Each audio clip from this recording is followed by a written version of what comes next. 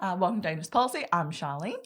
I'm Crispin. And this is our week in review where we look at the last week's topics and discuss a bit. But I want to bring up, the election debate, the presidential debate happened. Yeah, the final debate. Yeah. Yeah. And what do you think? I was like, who's won? I don't know. It was a lot better than expected, I'll be honest. It was a lot better than expected. Trump, I think, clearly won it to jump to the end there. But there's a bit of a lead up to this debate. First of all, the second debate was cancelled in unprecedented circumstances, and the debate commission has come under extraordinary criticism and scrutiny, particularly on the Republican side, because they initially said they're going to do it by Zoom, which is just absurd, right? And then by the time the second debate came around, Trump was completely cleared of the coronavirus. He was tested negative. And both President Trump and Joe Biden held separate rallies. So if the idea, like town hall kind of discussion debates. Yeah. So if the idea was to stop the spread of the disease, then the debates commission was completely ridiculous. But the big scandal was that the moderator for the second debate was caught red-handed communicating with a renowned Trump hater, Anthony Scaramucci, asking for advice on Twitter, right? Now, he meant to actually send that as a direct message, but he actually accidentally published it as a tweet. And then when he was called out for it, he said that he was hacked, right? So apparently he was hacked for 5 minutes just so that he could send one tweet. It was a very innocuous tweet to Anthony Scaramucci. Anyway, some days later, he confessed that he had lied and has been permanently suspended. So what would have been the highlight of his journalistic career, moderating a presidential debate, turned to the end of his career. Yeah. And the Debates Commission cancelled the second debate altogether. So its credibility as an organisation was just absolutely shattered. Then in the third debate, which is the one that just transpired, the third debate is supposed to be about foreign policy. The third debate is usually thought to be the most important because it's right before people go and vote. And the most important area of portfolio responsibility the president has is foreign policy. That's where he's vested with the most constitutional power, right? So as Commander-in-Chief of the Armed Forces and the ability to make foreign policy on behalf of the American state, foreign policy is the most impactful thing that a president can typically do on their own. And so the third debate is supposed to be about foreign policy. Now, the debate commission received the questions, the topics, and submitted the topics in general to the public as to what was going to be listed. And foreign policy wasn't even on there. What? So, the debate that just passed, think about it. We had COVID, healthcare, national security. About China. They did talk about national security, and they got on to China, which is true, and I'll come back to that. And Russia. Yeah, but they didn't talk about it so much in the context of their own policy, although China they did. It was more in the context of attacking US elections, right? And of course that's something that brings us back to the kind of the Russia hoax. But we'll come back to that.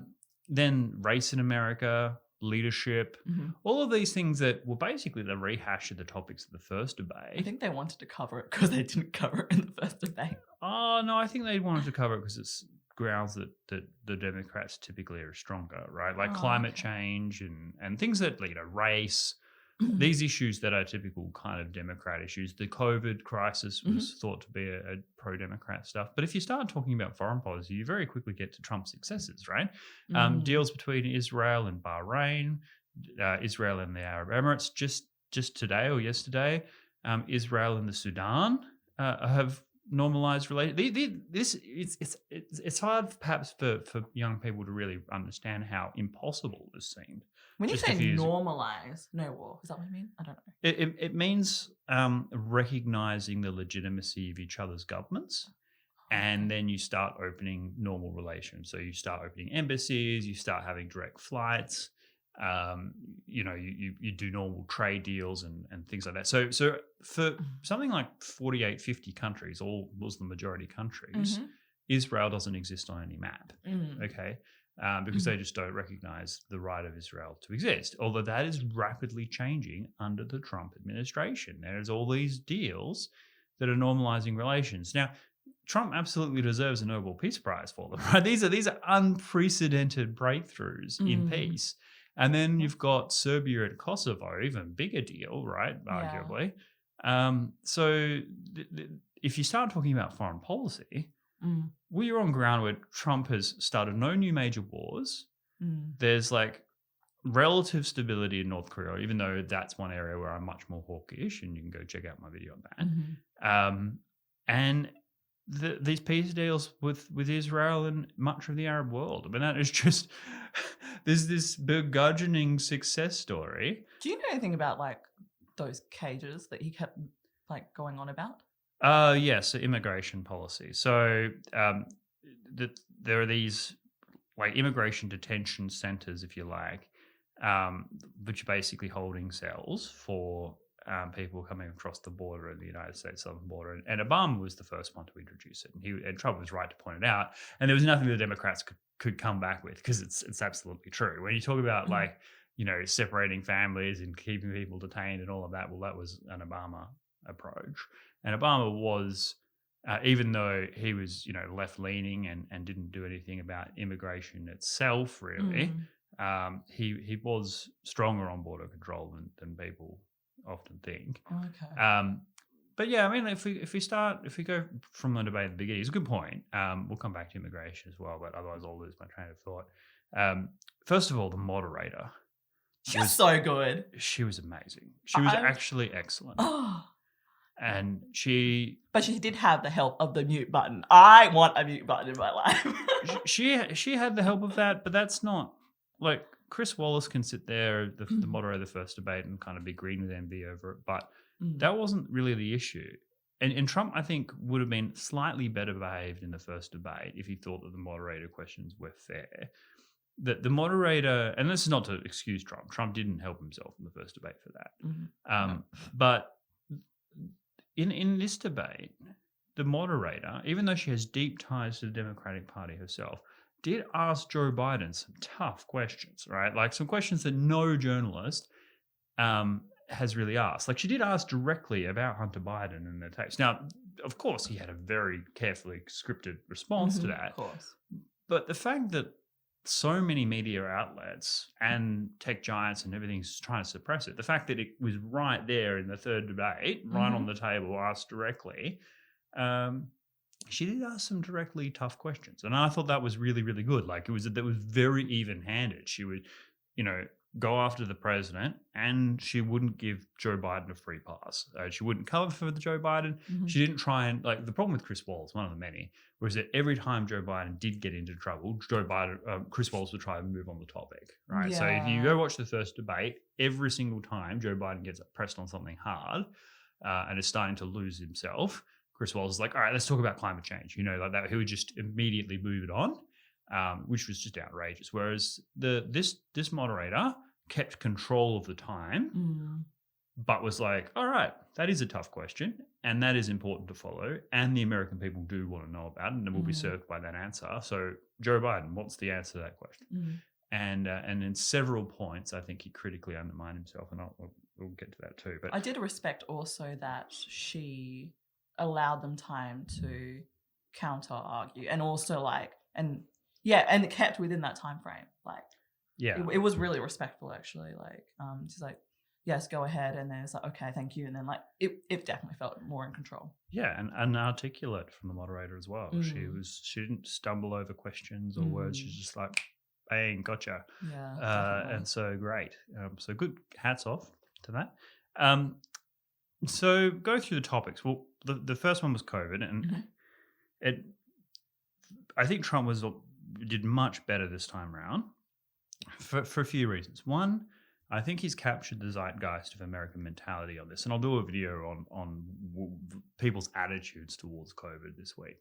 But people are tired of COVID. They are. Americans are tired of COVID. They want to get back to their lives. They want to open their businesses, get schools, continue on, go back to the holidays and travel and meeting friends and getting married and having children and having aspirations of buying properties and opening businesses and all the panoply of actual living a life. They don't want to be in this perpetual lockdown, and that's what the Democrats seem to be offering them. That's what Joe Biden seemed to be saying, is like, oh yeah, he'll continue with the restrictions. Everyone will continue to be, locked down if necessary.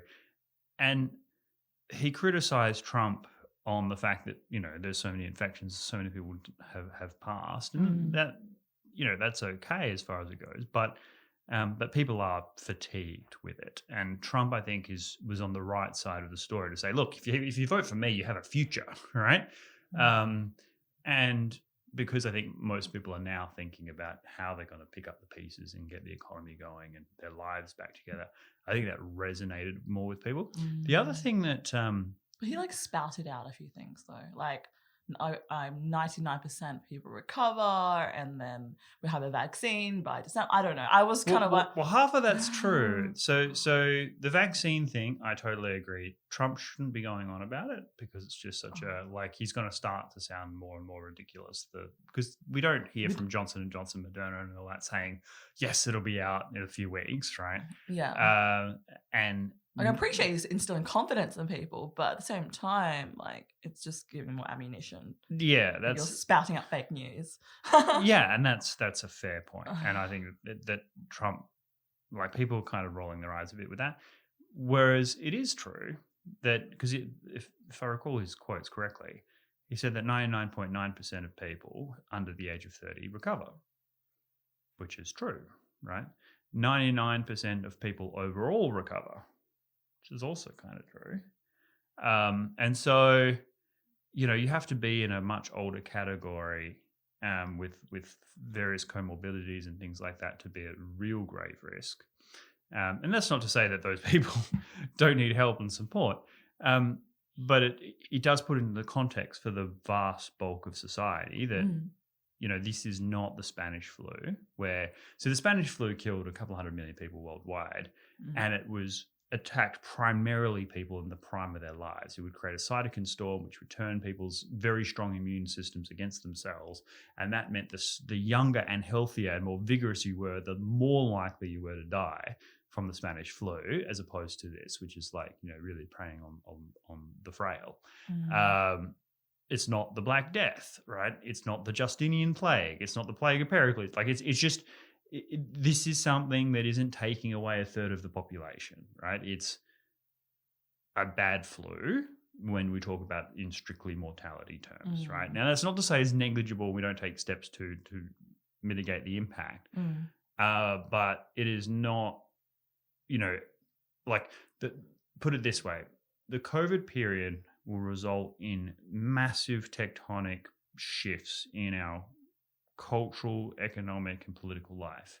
But the shifts are not caused by the disease. They are caused by our responses to it. Okay. If let's say we didn't even know about the disease. Let's say we just had normal life and COVID had never been mentioned, right? We still didn't know about it. Okay. It was just something that we were having a bad season of sickness. Okay. Well, would the world be better off right now or worse? Now, I don't have the answer to that question, but it is an interesting intellectual exercise, right? And there's something that we should, in a future video, I'll try and delve into. Because what if it mutates? If we just let it run for, I don't know. Well, yeah, but it's, all diseases mutate, but it's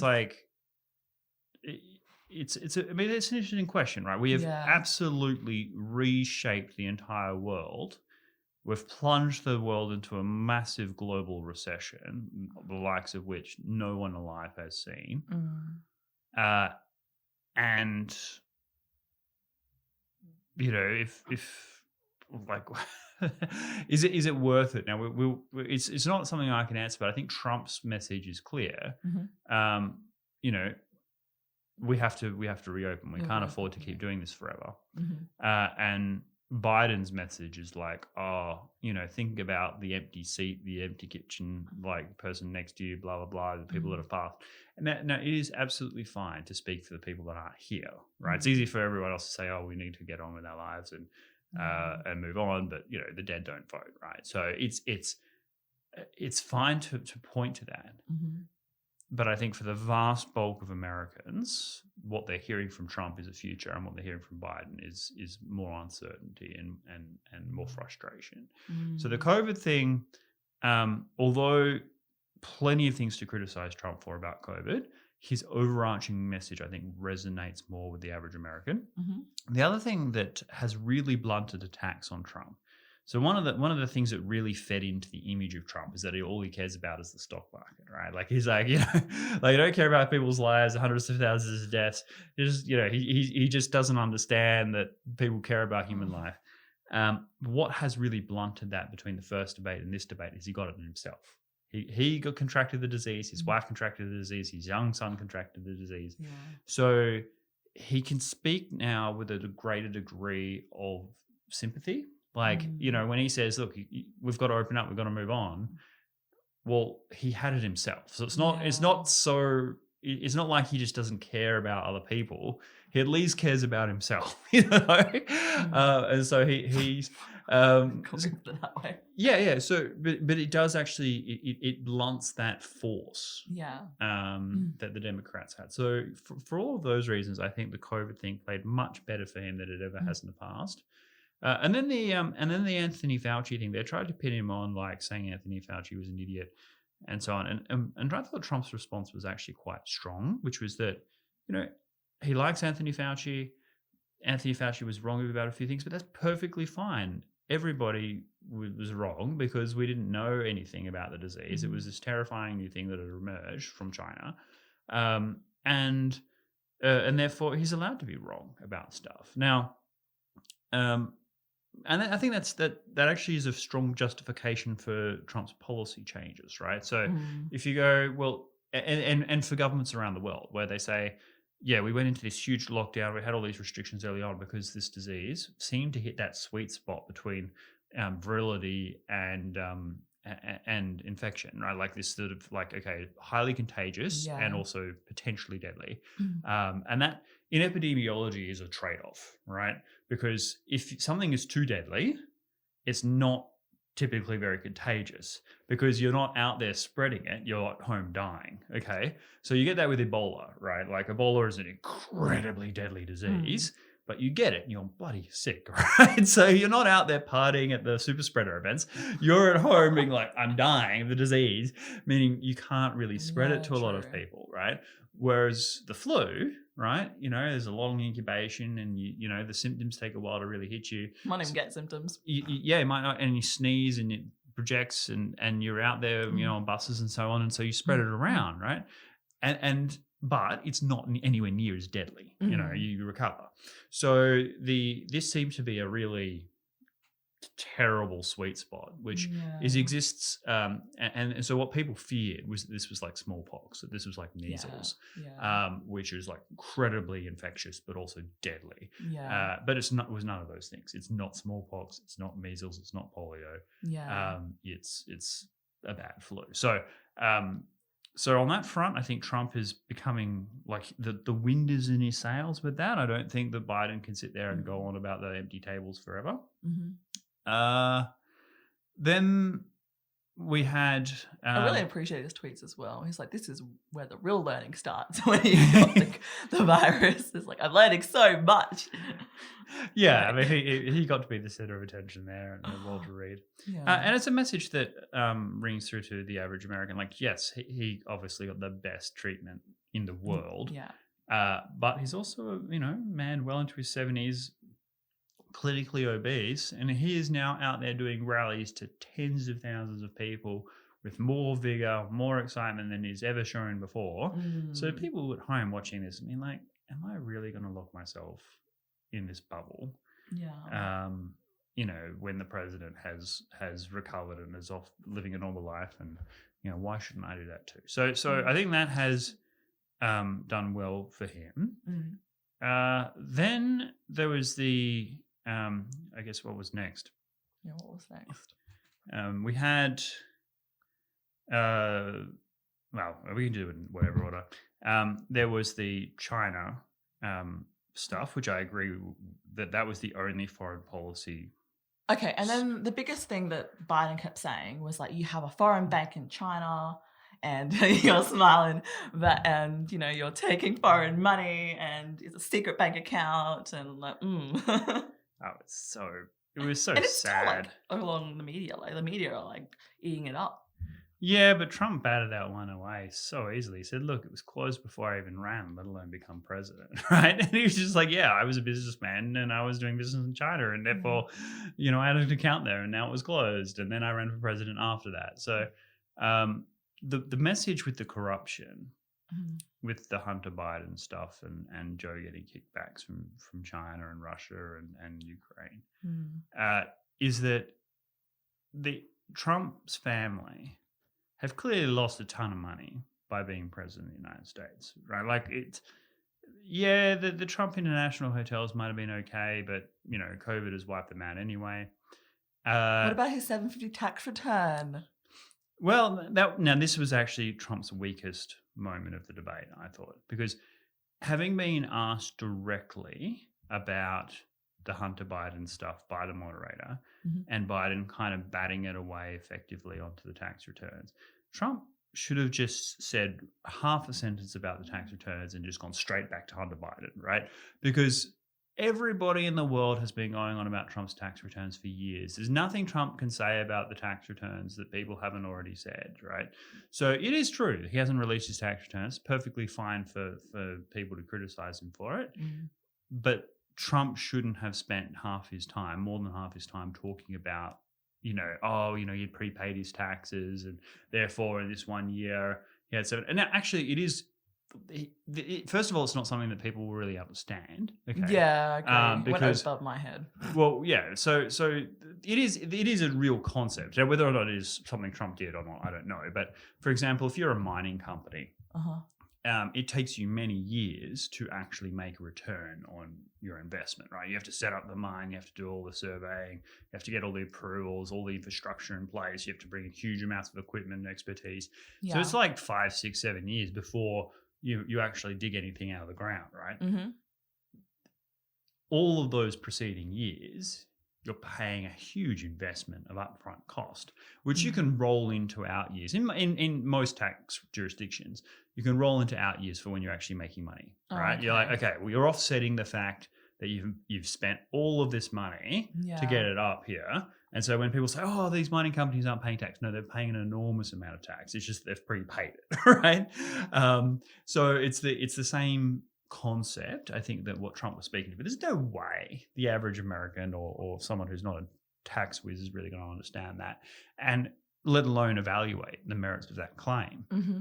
So yeah, it was silly for him to do that, and he actually just he took what was Biden's weakest territory, which is his own personal corruption, and just was happy to talk about his own tax returns. And I thought that he just fell for that bait, hook, line, and sinker, and that was the weakest part of Trump's performance. And the fact that Biden was able to get out of that so effectively was unfortunate for Trump.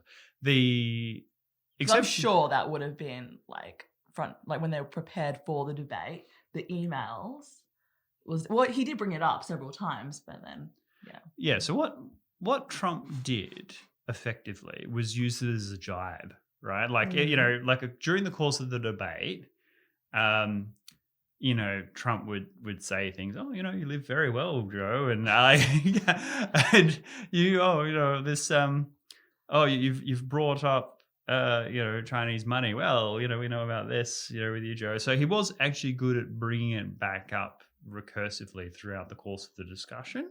That was really great. I thought that kind of shifted the tone and reminded people that Biden has a certain level of corruption. And this is where people don't understand the way the polling works, right? Because now I don't want to give too much away because I'm a political forecaster myself, and some of the models that I use are highly valuable. So I can't give it away for free, unfortunately. But one of the reasons the polls are so poorly done, both the pollsters and the way they do it, and also using the polls to predict the outcome of American elections on their own. It's a useful data point, but only in the right way, not the way that, say, 538 uses it, is because it's not only enough to know which candidate people like and which way they would say they would vote based on, the audience reaction, like the pollsters' reaction that they anticipate, because people are agreeable. They don't necessarily want to say something that upsets the person they're speaking with. Yeah. But also their motivation to actually go out and vote. When they say likely voters, no one is 100% likely to vote on any given day, right? You might be absolutely committed Biden supporter, and you're like, yep, you got all the Biden things, and you go out and canvass, and you try and convince people, and you organize trucks and stuff to bring out people to vote. But then on the day you could be really sick, or something could happen with your kid, or just all right, you don't get to the polling booth for whatever reason. Yeah. Despite your intentions. Well, that means that out of the 100% probability that you think you're going to vote, that's not actually 100%. It's never 100% that you're going to vote. Okay. Yeah. Now, without getting into too much detail, I've also heard that when they do these polls, it's actually not proportionate. They tend to have more Democrats voicing their opinion that I'm going to vote for Biden, or for example, in these samples. Well, is that true? I don't know. Yeah, so yes. So unfortunately, polls have gone the way of media outlets in many respects, right? Oh, okay. So,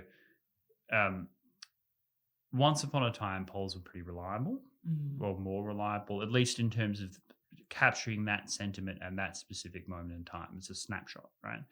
Whereas now, polls are rewarded primarily for how they report things. Okay, so let's say you are it's all to do with the market incentives. Okay, and again, I'm getting into a little bit too much detail when it comes to it about how I do my work and why I'm the best pollster in the world.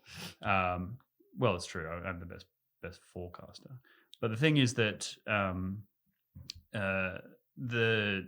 one of the problems is that when you have a media outlet that relies on your things going viral, okay, like your market is no longer advertising. It's you need to have a headline that people want to read, so they share it on social media and it goes viral. Now that they do that all either through rage bait, right? So they market to a particular segment of the population that reflects a certain political bias, and they tweet and retweet things that motivate them emotionally. Yeah, and align with their political views. Yeah, so it's an interlocking relationship. The media outlet might start off neutral and even-handed, but will gravitate towards an audience.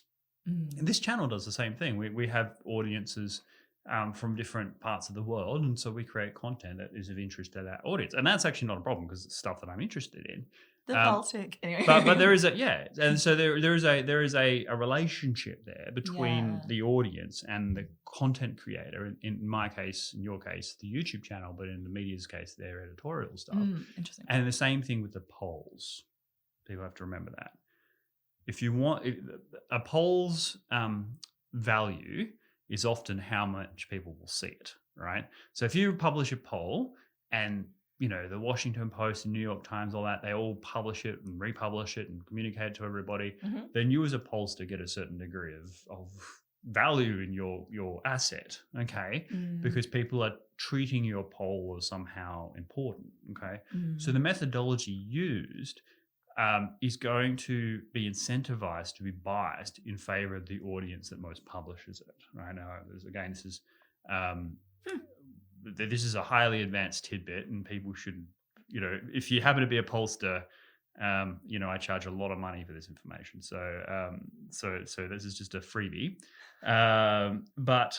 So you've got to take that into account. Yeah. It doesn't mean that it's irrelevant, that the poll is irrelevant, but there. I think I heard off a podcast saying they'll just try and explain how polling actually, how they get these numbers. Yeah. So the polls are all biased and are unreliable. Yeah. There are data points that are more useful, and again, I won't go into it.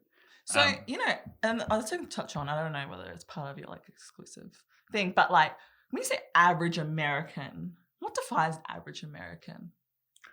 Okay, so average American, in the way that I'm using it in the context of the election, are the people that make up the majority in the swing states.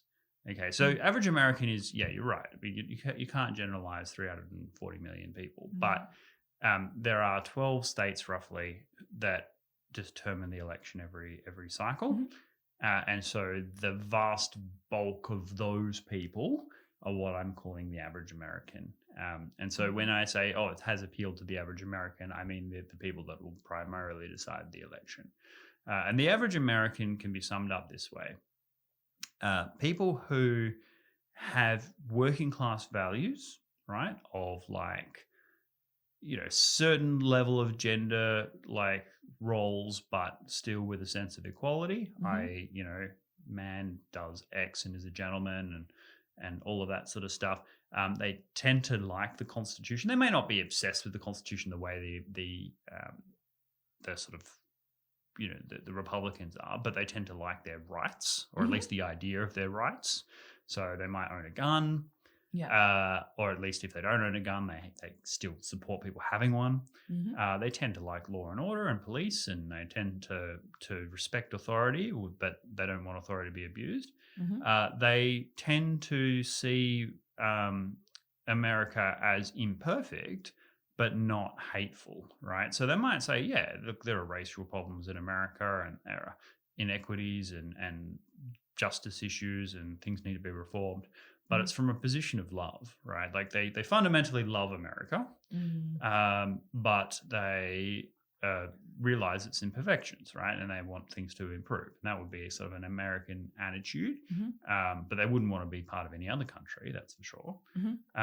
They like people who have a sense of pride in the country. So they like the cultural things that when people are happy. So the reason why so many of these average Americans were angry when, let's say, the football teams took the knee for Black Lives Matter and so forth, wasn't because they didn't care about racial justice.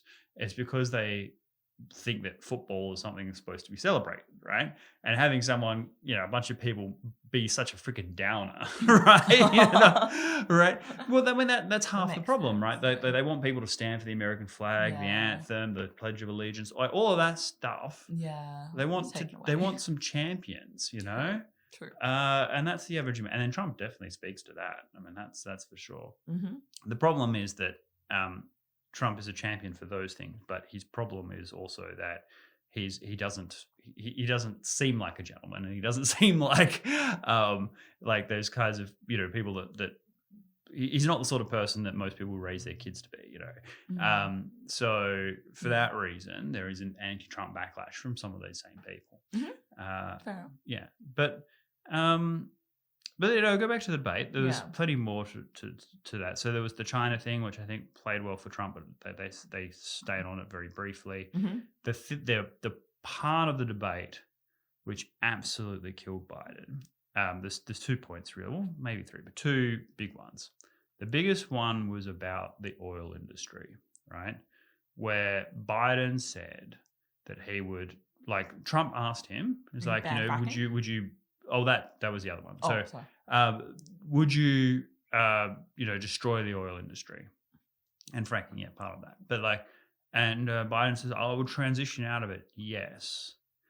And the moderator, who's a Democrat, right?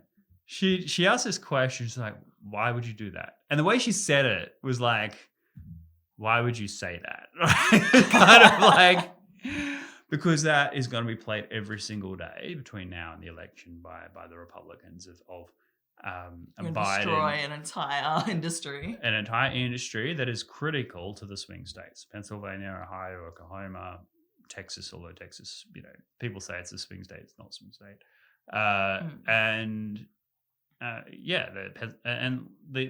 These people that are thinking, okay, on the one hand, you've got the Democrats saying we're going to keep everything closed, We're going to shut down businesses. We're going to put everyone behind plexiglass and stuff like that. And then on the other hand, you've got them saying we're going to shut down these industries, and Trump saying we're going to lower your taxes, we're going to open up, we're going to get everything back on the road. Well, that's likely to be excellent for Trump. Excellent for Trump.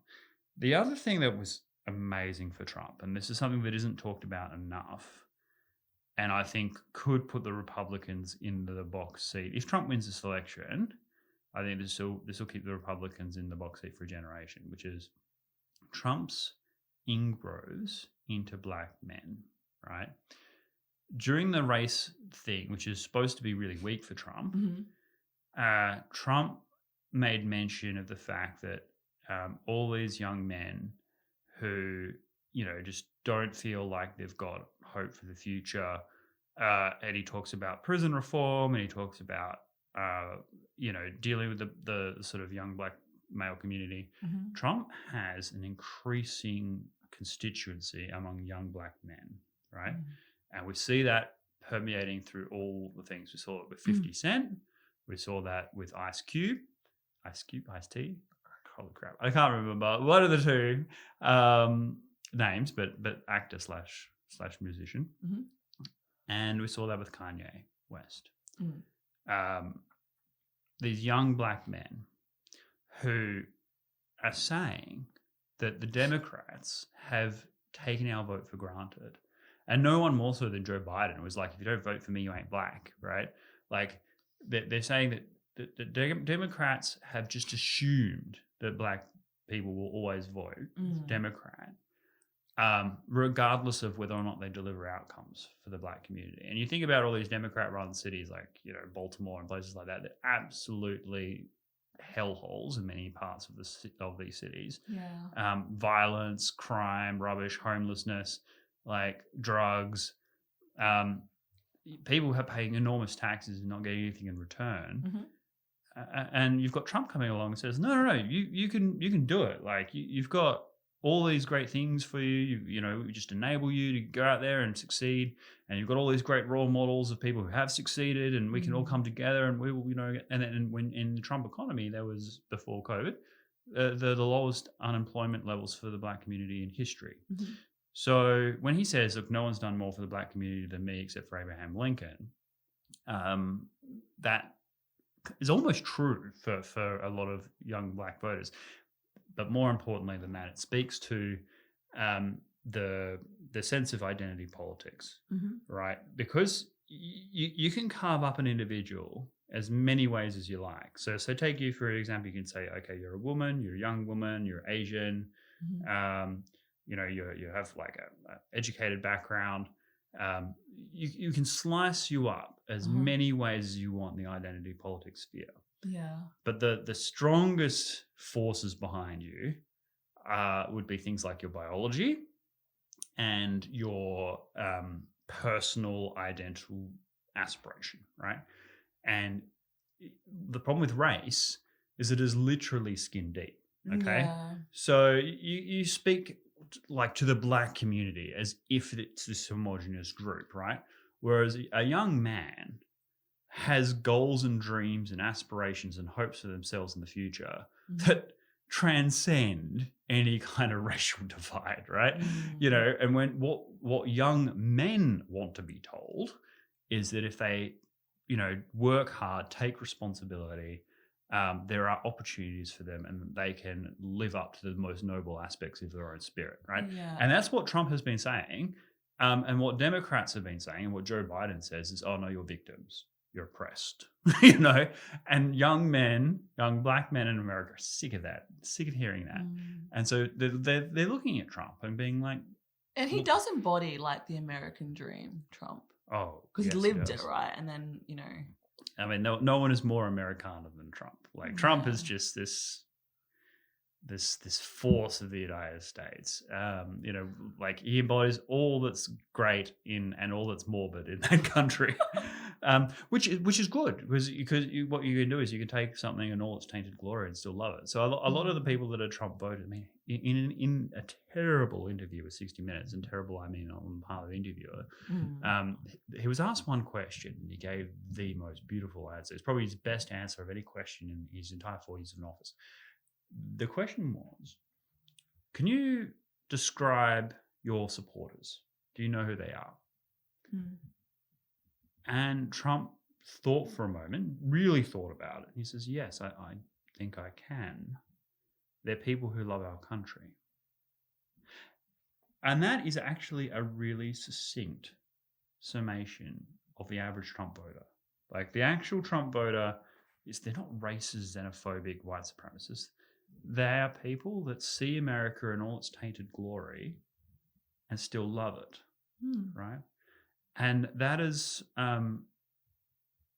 that's special. They want people to talk America up. They don't want people to just say about everything that's wrong, and they want people to say that the future is going to be brighter than the past because of the great things about America.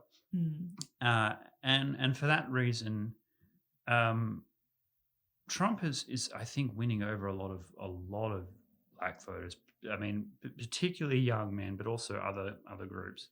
And that's deadly for the Democrats because they are such a huge constituency. They make about 14% of the voter base or something like that. But because they have historically lined up so hard Democrat, it's a critical constituency. The other problem is that it builds on another constituency that Trump has taken. Hispanics? Well, that too in Florida. But that's a whole other kettle of fish. Okay. But no, that's fine. But the unionists, the working class white kind of factory workers of the Midwest, another massive voting bloc for the Democrats, have switched sides to Republicans, right? Oh, wow. And then I think they're to stay. I think they're going to, when Trump says, "Yep, we're going to get the fracking.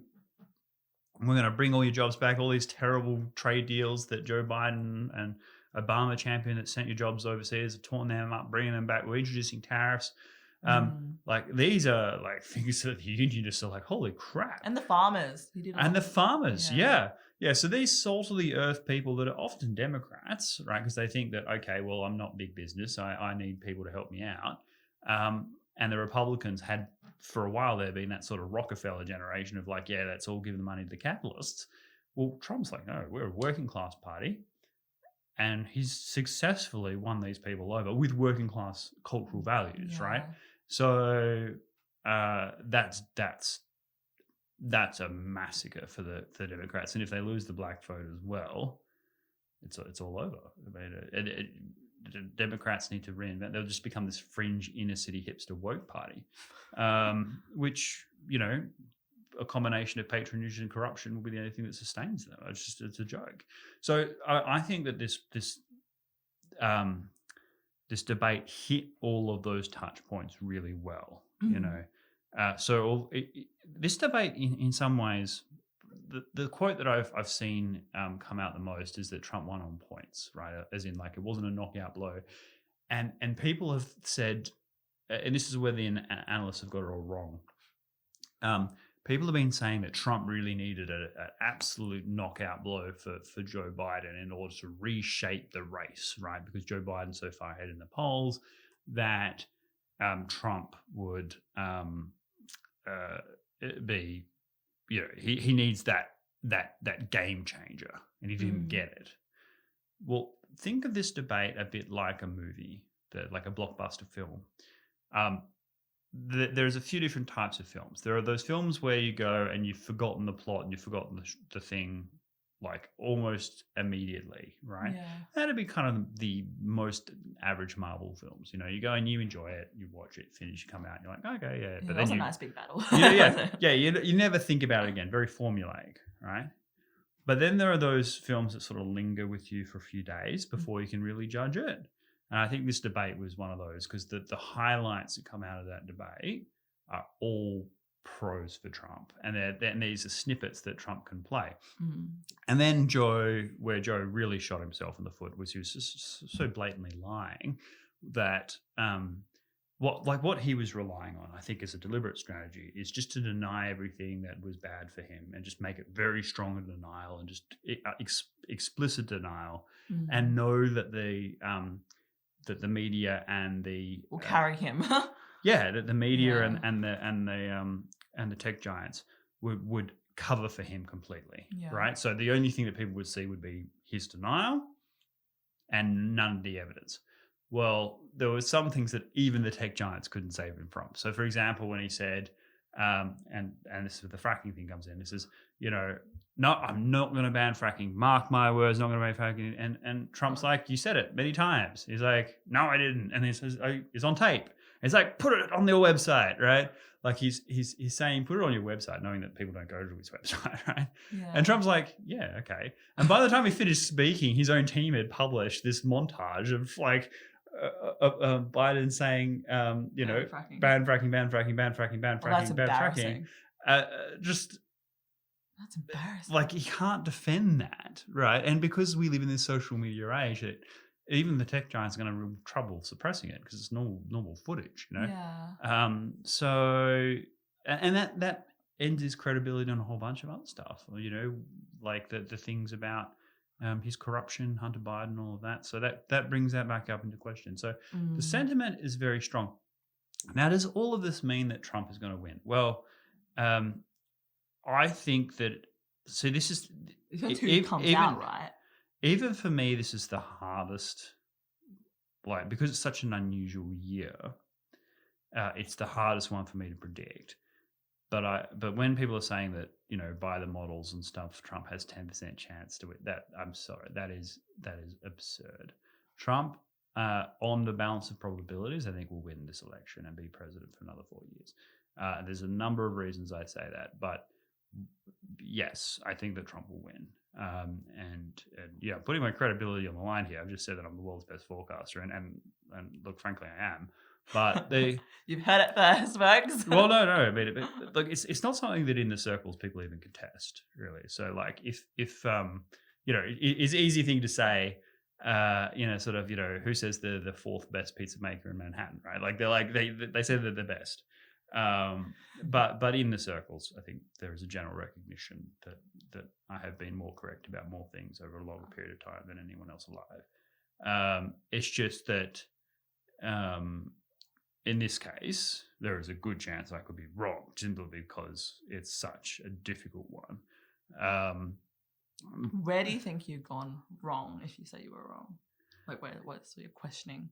The motivation of female voters. Oh, okay. So this whole election, for the Democrats to win, they have to hate Trump enough to turn out. So actually there are two things. The early voting, which is because it's easy for me to, well, not easy, it's easier for me to understand voting day, the way things will play out on the day. Mm-hmm. But when you've got these people mailing votes and showing up to polling booths early in different states across the country, the snapshot changes. Yeah. Right? True.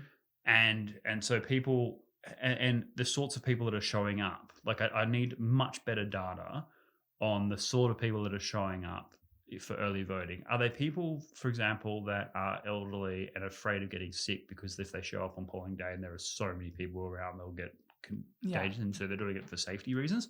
Or is it because they are so motivated either for or anti-Trump that they just want to get it done, or they've got plans? Or I need to know more about that. I need to know more about the early voting rules for every state, and for that, like it sounds simple, but it makes the calculations of my models much, much more difficult. Okay. And the other thing is that Trump does have a massive problem with female voters. So we in the YouTube, like majority of people who watch YouTube are male. A lot of the YouTube echo chambers are pro-Trump, right? Like relative to certainly relative to the mainstream media and to tech giants. Yeah. So it's not 100% reliable. I mean, my leftist echo chambers are all anti-Trump. Yeah, no, and that's fine. Like because it's a combination of attitude and geography, right? So if you live in California, New York, no one gives a damn. Okay. Like you can have as big an anti-Trump echo chamber as you want, right? It's not going to change anything. Your state's going blue. Your vote doesn't matter, right? What matters is in the swing states, in Ohio, Pennsylvania, Florida, places like that, are the women voters who hate Trump sufficiently motivated to go out and vote against him no matter what? And I mean, Biden's not clean either. Well, that's the first problem the Democrats have. Like there are two things that the Trump campaign can do between now and election day, and I think did well in the third debate, was that you can either make Trump more appealing to female voters, like make him more charming and give him a certain sense of Trump does have something on a good day that people kind of find it a little bit mopey and charming, right? Like when he seems like he means well, right? Yeah. It really takes the edge off the hatred that women voters have for him. And that's true for the women in his life, right? Like the women around Trump tend to like him. Okay. Like, he's got, Ivanka, Melania, and the females that work with him. He's got Hope Hicks and these people in his surrogates in his life, Callie McAvey, and so on. They all want the ones that know him like him because he's got this kind of dopey charm, right? But so many other women think of him as a fascist, right? Now, there are a couple of things that happen. The nomination of Amy Coney Barrett, yes, it's in the context of replacing Ruth Bader Ginsburg, so people will hate him for that reason and try and push it through. But Amy Coney Barrett has proven to be such a great choice. Like, I mean, not many people have had the chance to watch the confirmation hearings and stuff because of all the election and all the other stuff that's been going on. But I've been watching her. She is so delightful, right? Like, and clever and serious. So she's not just a charming family woman. She's actually a serious judicial thinker. Goes toe to toe with Kamala Harris really well. Makes Harris look ridiculous. And so people go, well, okay, well, he doesn't hate all women, obviously. He's chosen this very impressive woman. So that's one angle. The other angle is to make Biden less appealing, because it makes, when people physically have to go out and vote, when they wake up on election day and they go, okay, do I need to go out and vote? Am I really motivated? One of the motivating factors is, it's not just that they don't vote for Trump, they actually have to vote for an alternative. Yeah. And they go, okay, well, do I hate Trump so much that I'm willing to vote for the corrupt dead guy? Or is Joe Biden sufficiently unappealing with, sniffing women's hair and all this stuff, and all this corruption and everything, that it's like, look, it's not worth my time. I'm just sitting this one out. That's the two angles that Trump can play between now and the election. I think the wind is in his sails in the last couple of weeks. Anything can change. Yeah. But it's 2020, anything could change. Yeah, but as of today, I think that Trump will carry the swing states and win a comfortable victory. And it'll be so shocking for people on the other side. I'm worried about the civil unrest that'll follow. But yeah, there are two things I could be wrong about. Women voters, because it's hard this election to work out. It's unusual that you have an entire election resting on how much you hate one candidate rather than support one. Like with the Hillary Clinton thing, it wasn't that people hated Trump, the women voters. It was like first female president, rah, rah, rah. Yeah. Well, white women still voted for Trump. Right? So, so it's unclear. The second thing is that the early voting. 50 million people at the time of me speaking have already voted in the United States. That's probably out of 180 maybe this election. And so that is a lot of people have already voted. And I don't have good enough data to be like, okay, who are these people? Because their vote's in the bank, right? It's no longer a prediction. Yeah. As to whether or not these people will wake up and vote. They have actually done it. So if I don't know enough about these people. Yeah, sure. It's really interesting. And the whole, this week we also did touch on Hunter Biden. You touched on Hunter Biden in more detail, right? And those emails. I don't know what is in me, but I was so like, of all the videos that we've actually filmed, like this one made me so annoyed. So annoyed. Not you, at like Facebook and Twitter and just this whole censorship thing. And I did see it in my circles, my leftist circles, is like, yeah, good for them. Like, it's a right to censor, fake news. And it really hurt my brain. And I was kind of like, my goodness, like, like if you're true, like, and you brought it up in the video, it's like, it's actually a leftist ideal is to understand, who are the big players and who's got all the money and make sure that they're accountable for that. And I mean, I looked at the analytics, right? And I'm going to put it up on this video. When, so part of when you do YouTube is search terms. And I don't know, and this is just a conspiracy. It might be because a lot of people are talking about it, but we had Hunter Biden as like a key search term on our video.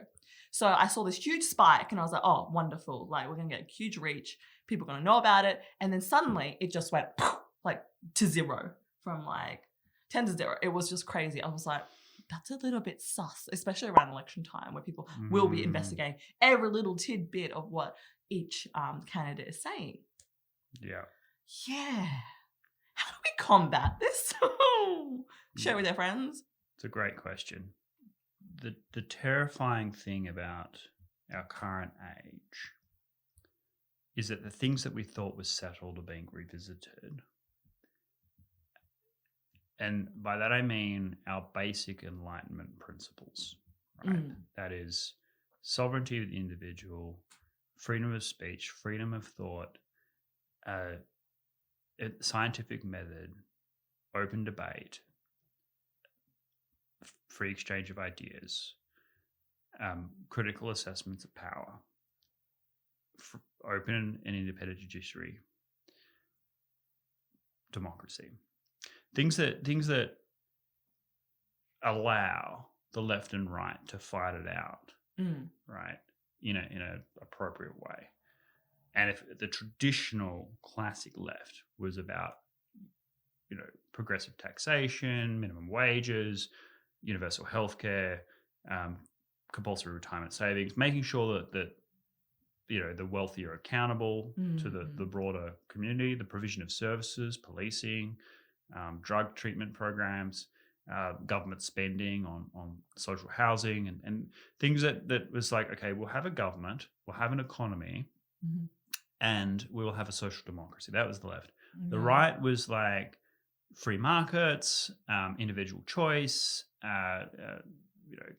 free movement of capital, investment, meritocracy, equality of opportunity but never outcome, blah blah blah. Yeah. Like just these conservative principles, but with an agreed framework of, okay, these are the things we agree on, and these are what, should the tax rate be higher or lower, right?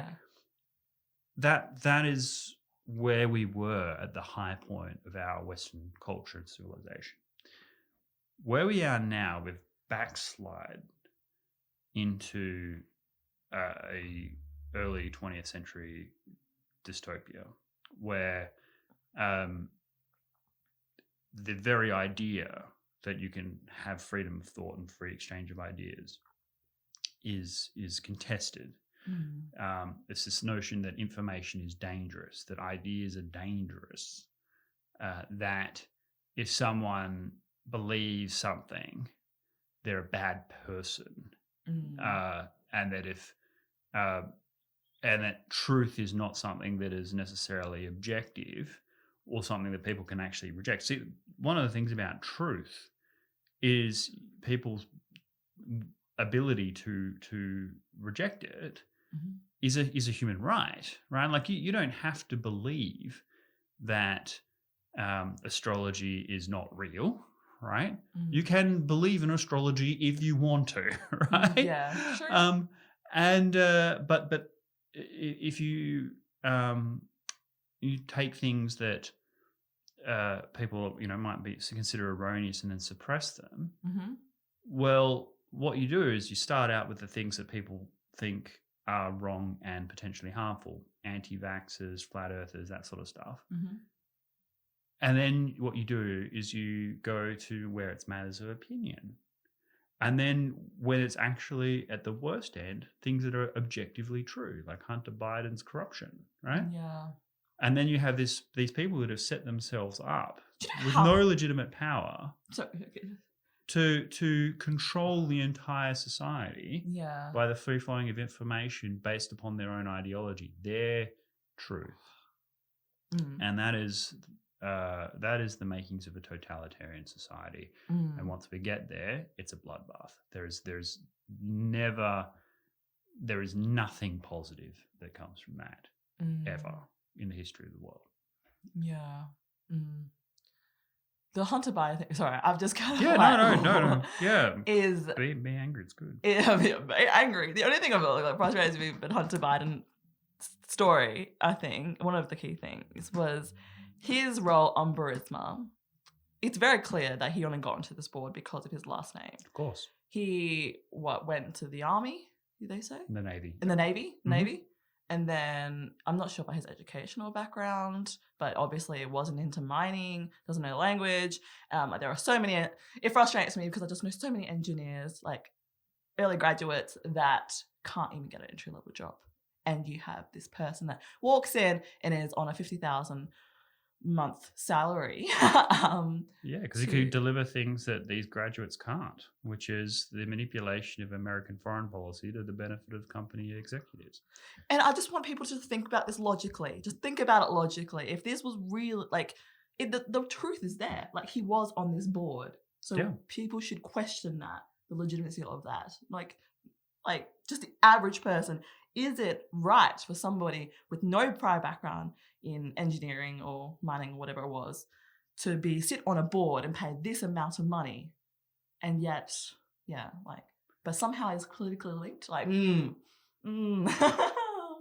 truth is, the tragic truth is that this happens everywhere. That it's not so much that Hunter, despite having no qualifications at all, was appointed to this board for an enormous corrupt sum of money. It's that people aren't reporting it. Yeah. It's that we no longer have a fourth estate. We no longer have a media that has the basic journalistic integrity to inform. Mm-hmm. And this infects every one of our hallowed institutions. It's true for academia. Mm-hmm. So in academia, the highest purpose for any scholar is the pursuit of truth. Yeah. Right. And truth is higher than the opinions of the scholar themselves. Mm. True scientists spend their lives trying to disprove their own theories. Right. That's what makes them a good scientist. Mm. And now in the social sciences in particular, we have scholarship as activism. It's everything that people used to complain about creationism. Mm. That is, here is the answer. What things can we create to support that answer, and discard everything that we find inconvenient, right? In the tech giant space, it's even worse. Let's suppress everything that isn't convenient for our thing, and no one can see that. Mm-hmm. We are losing that very thing that makes the West the West, and the sound of the transition among so many leftists is this cheering, like you say, where say, yeah, they're doing the right thing. That's the sound of our liberty collapsing, because what you do is you attack the culture, right? Like, it's very hard these days to say that Western culture has contributed to an unimaginable degree the well-being of the entire human species, even though that is unquestionably true. Modern economic theory that has lifted billions of people out of poverty came from the West. The vaccine that has saved more lives than all the rest of the world's population put together came from the West. Scientific method came from the West. Laws of motion, ancient philosophy, drama, like all of these things, modern political systems, all of these are Western liberal traditions. The whole very notion of individual rights, the very notion of human rights. There's no such thing as a right. Okay, you can't pick it up like a piece of paper or a cup, right? It's an idea that's in people's heads that you have a right to life. Okay, that is a concept that philosophers had to discuss and debate, and it only manifests itself in our laws, which are themselves inventions. There's no such thing as law in nature. They too are ideas. That's why the foundational documents of the United States are so important. We hold these truths to be self-evident, that each person is endowed with certain inalienable rights bequeathed to them by their creator. Like, you are human by virtue of being human, and by being human, you have certain value. That's not something that is just an objective truth. That is something that we in the West have decided and have managed to export that idea to the rest of the world. It's hard to say these things without being called a white supremacist, right? Because Western culture is being equated to race, and that's something I bitterly object to. Anyone can be a great philosopher. Frederick Douglass, who is a Black American, said exactly these things and advanced the freedom of thought of our modern Enlightenment principles, not because he was a black man or a white man, but because he was an American who could think in the context of American values. We have a great society. What the left narrative does is tell us that everything in our history is a work of shame, that the colonialism, destroyed civilizations wherever it touched, that everything that we have in our West that is positive was stolen from others. These are just absurdities, but they're taught like truth, right? And when you teach someone that everything about them is either privilege or evil, right? And you can do that on any micro level. You can go to someone, say a white male, and say you're a latent sexual predator, and everything that's good about you is privilege, and everything that is bad about you is something. You guys get all the worst, I'll be honest. Well, yes, we do, but you could do that to any group, right? It doesn't have to be, it's the zeitgeist right now, but you don't have to be in that category. You can do it to anyone. Yeah, true. And once you do that, once you say that everything about you that is you thought was good was actually a product of shame, and you get to instill that idea in people, then the consequence of that is you can easily unravel the society itself, because you just say, well, what you think of as democracy, what you think of as human rights and freedom of thought and freedom of speech and free exchange of ideas, all of that's actually just a product of oppression, right? And you're the oppressor. So what we need to do is unravel all of that, dismantle the patriarchy, and then all of a sudden we will have a utopian society, not unlike the utopia you read in St. Thomas More, which of course another Western idea, and which, if you think about it play out in real life, is anything but a utopia. Yeah, and I remember I was talking to somebody, Australian, so we don't really have any rights to vote in America, but I was like, we touched on Biden and Trump, and he was like, I hope Americans vote Biden, and I asked her why, why, and he was like. And I'm like, because I review, it's like, but he's very old. I'm very unlikely he'll last the term. Or he'll only go for one term, and that's no point in respect of policy and actually making change. And she's like, but wouldn't it be cool to have a black female president? Full stop. That's it. It was nothing beyond that.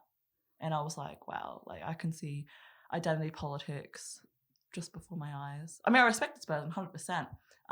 But yeah, I'll be honest, actually engaging in these conversations has opened my eyes of how easily I've just kind of accepted things the way they are and not really challenged it. I was like, yeah, that would be cool.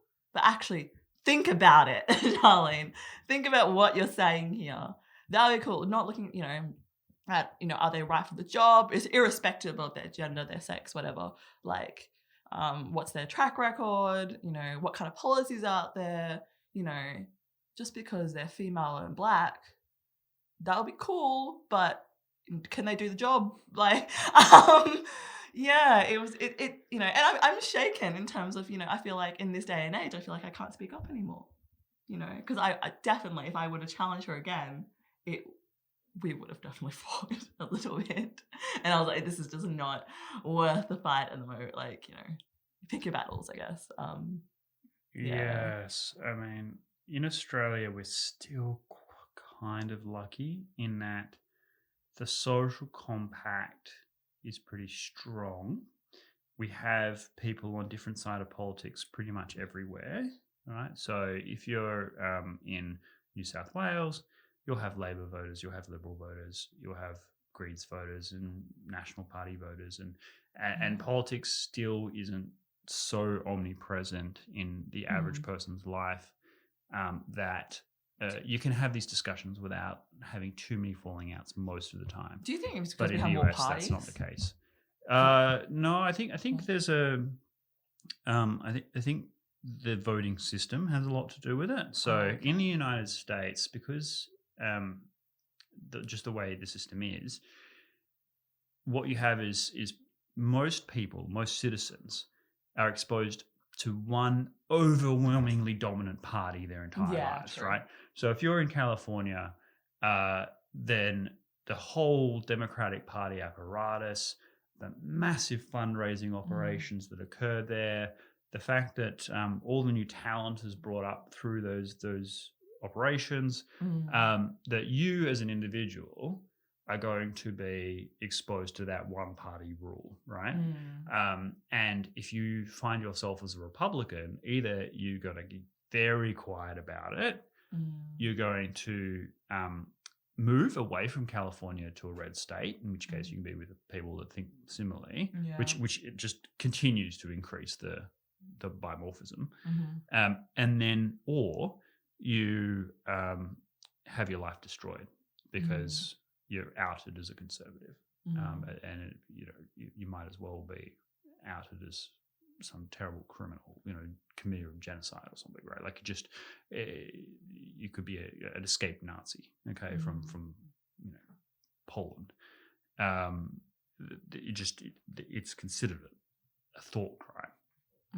Whereas in Australia, that's not the case. You can say you vote Liberal, you can say you vote Labor, and people will rib you for it. And they will rib you, but that's about it. But that's it, and they'll do it in a lighthearted way, generally speaking.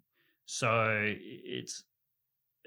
you're still like the identity of being Australian is still strongest. Like you're Aussie first.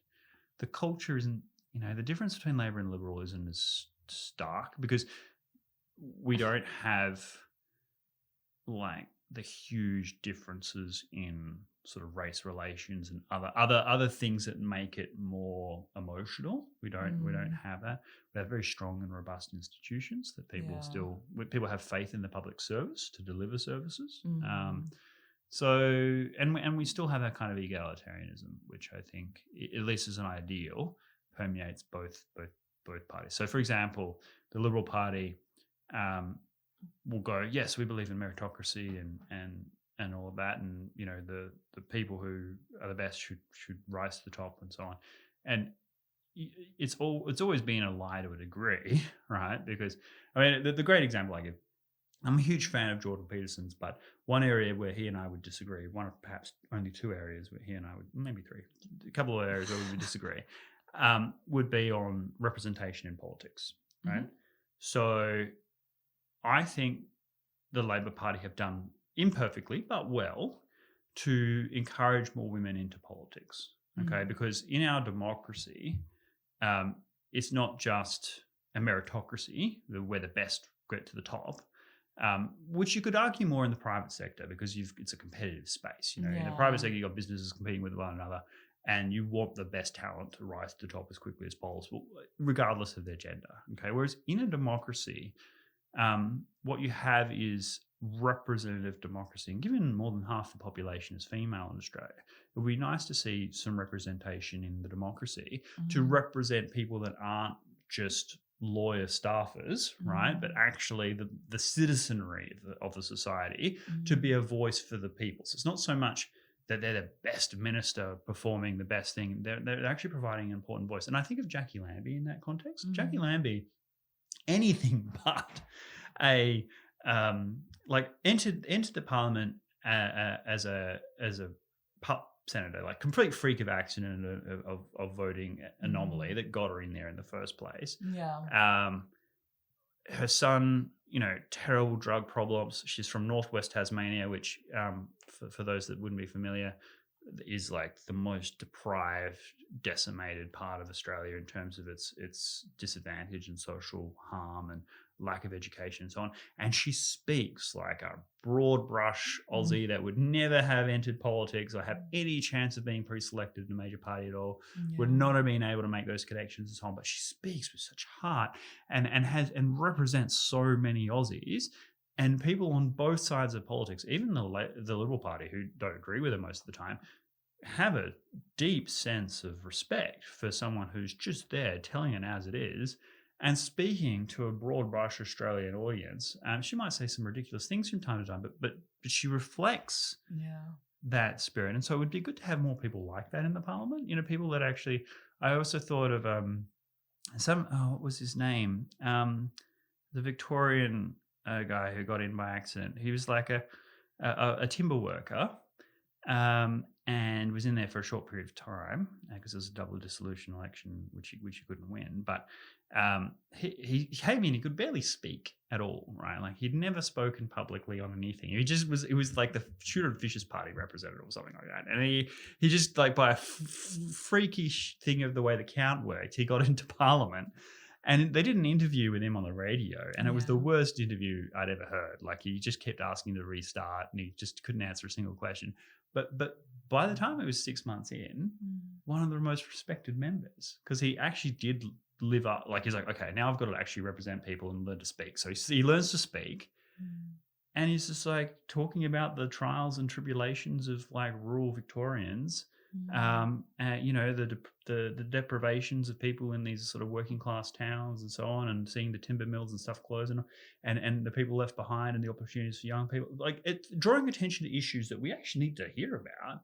No one who's been brought up through the apparatchiks would be talking to that. So I actually think that Jordan Peterson is a bit wrong when it comes to the representative democracy. I think we do need to do more to bring in voices, the truck drivers, the steel workers, the household mums, bring them into Parliament who just want to do the right thing, and have the lawyers and the clerks and everybody help them to actually breathe our democracy. So I think that our democracy could be improved as well. But by and large, I think Australia has so many more advantages to maintain a social compact. But that doesn't mean to say we're immune. We definitely have woke identitarianism creeping in as well, just at a slower speed. The gravitational forces of America are kind of imposing this on the rest of the world. And we're seeing it in certain institutions. We're seeing criticisms of the way in which things are being politicized that haven't previously been politicized before. So it's getting worse in Australia, but I think we have greater ballasts from a cultural perspective to prevent it from going completely out of control. At least I pray that's true. But yeah, it could be improved. We should bring in the normies into politics. Yeah, no, it'd be great. Like that actually warms my heart. That and that's the thing. You need the average person to come in and be like, these are the problems. I have this lived experience. A lot of these and it's hard, I guess, because again, like to contact these politicians, they're more than happy to, your local MP, more than happy to hear from you. But there's sometimes formalities, write a nice letter. Like I always feel like there's barriers to get there, and it could be intimidating. But for sure, we need more of that. I'm conscious of time. I think we've done a really great job today. We've discussed a lot of important topics: the debates, the direction of America, the direction of our culture and society, how it reflects on Australia, the issues with tech censorship, and the radicalization of our normal cultural life. I think this is great. So this would be a good place to. Yeah, I think that's all we have time for today. Thank you so much. If you have any questions, any comments, please leave them down below. Yeah, what a great discussion, actually. So, I'll see you. Yeah. See you next time. Thanks, guys.